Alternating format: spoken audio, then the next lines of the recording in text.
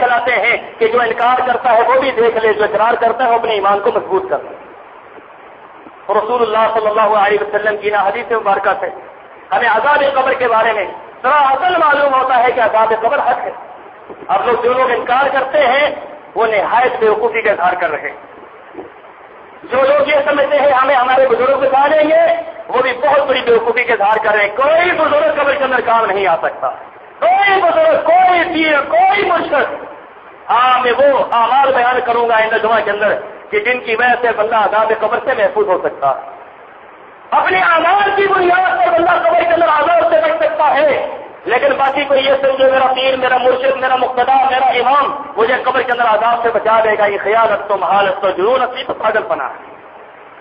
اور تیسرا وہ گروہ میرے بھائیوں جو عذاب قبر کو بھی مانتا ہے، جو یہ بھی عقیدہ رکھتا ہے کہ بزرگ کچھ بھی نہیں کر سکتے، لیکن وہ قبر کے لیے تیاری نہیں کر رہا، وہ بھی بڑی ناکامی کا شکار ہے۔ میرے بھائیوں قبر کے لیے تیاری کریں۔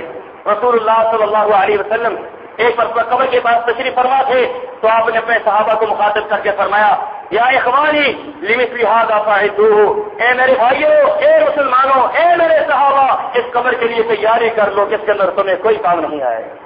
اس قبر کے لیے تیاری کر لو، لمثل ھذا فاعدوہ، اس کی مثل دنیا میں کوئی چیز نہیں ہے۔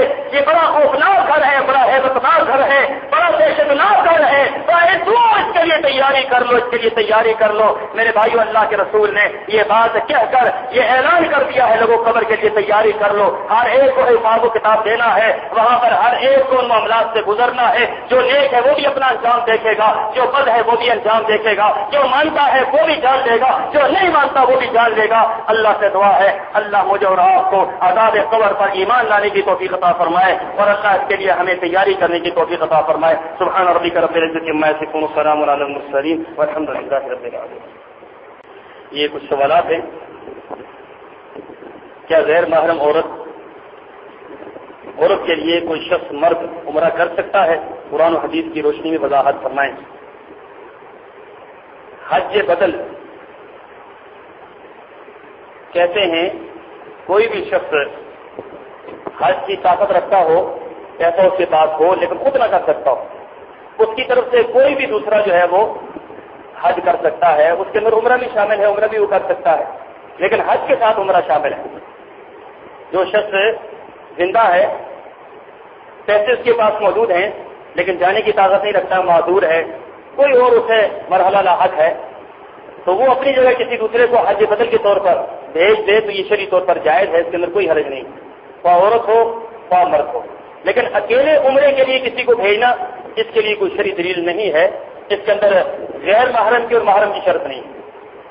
کوئی عورت ہے وہ نہیں جا سکتی حج بدل، اس کے طور پر کوئی کرے وہ بھی جائز ہے۔ مرد نہیں جا سکتا، اس کی طرف سے کوئی حج بدل کرے وہ بھی جائز ہے، اس کے اندر محرم اور غیر محرم کی کوئی شرط نہیں۔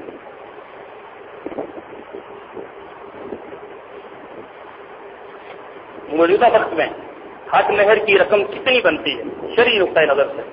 حق مہر کی رقم شریعت کے اندر کوئی متعین نہیں، زیادہ سے زیادہ اس کی کوئی حد نہیں ہے، کم سے کم اس کی کوئی حد نہیں ہے۔ رسول پاک صلی اللہ علیہ وسلم کے ازواج مطہرات کا 500 درہم اور ایک بیوی حضرت زینب کا مہر 4000 دینار، 4000 دینار فی زمانہ یہ 1 لاکھ سے اوپر بنتا ہے، اور 500 درہم یہ 30,000 روپے کے لگ بھگ بنتا ہے۔ تو یہ رسول اللہ صلی اللہ علیہ وسلم کے زمانہ کے اندر آپ کے ازواج مطہرات کا مہر اس طریقے سے ہوا کرتا تھا۔ یہ انسان کی حیثیت پر مبنی۔ جو لوگ اس بات کے قائل ہیں کہ مہر جو ہے وہ فقط ایک رسم ہے، اس کو کر لیں، آپ 500 روپے مہر رکھ لیں، 1000 روپے مہر رکھ لیں، یہ ایک نہایت ہی بعض لوگ 32 روپے مہر رکھتے ہیں۔ شادی کے اوپر خرچہ لاکھوں کروڑوں ہوگا، لیکن عورت کے لیے جو مہر ہے 32 روپے، یہ قطعی طور پر غلط ہے۔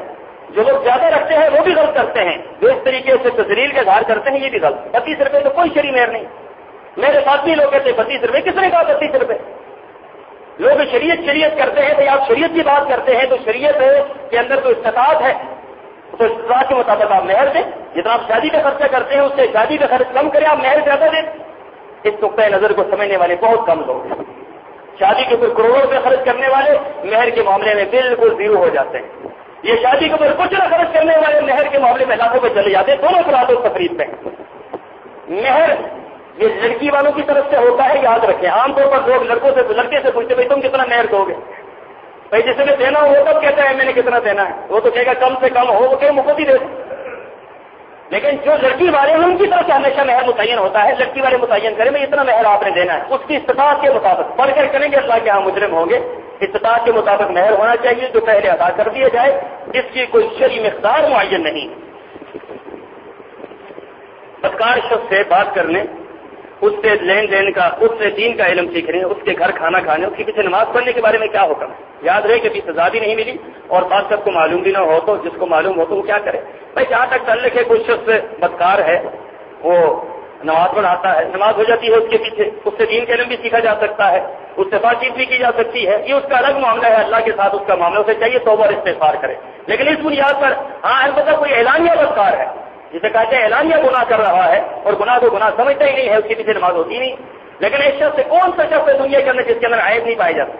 لیکن اگر اس بنیاد پر آپ کہتے ہیں اس کے پیچھے نماز نہیں ہوتی، اس کی کوئی دلیل نہیں۔ نماز ہو جاتی ہے، دین کا علم سیکھا جا سکتا ہے، البتہ اس کو سمجھایا جائے، اللہ کرے اللہ اس کو ہدایت دے دے۔